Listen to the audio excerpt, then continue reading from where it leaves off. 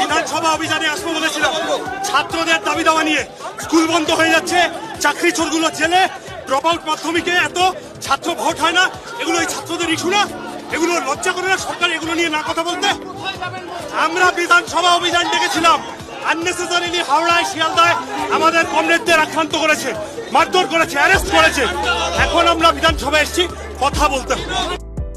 ওসব শুভেন্দু দিয়ে হবে না, ওগুলো ফোলানো বেলুন। যদি ভাইপোকে জেলে পুরতে চান, বিজেপিকে দিল্লি থেকে তাড়াতে হবে।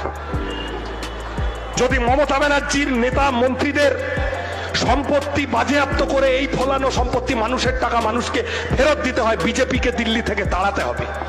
ওখানে যারা গিয়ে বসবে তাদেরকে দিয়ে নতুন করে এই তদন্ত ভালো করে করাতে হবে। বিজেপি দিল্লিতে আছে আর এখানে আপনি তৃণমূলের বিরুদ্ধে সুবিচার পাবেন, একসাথে হবে না।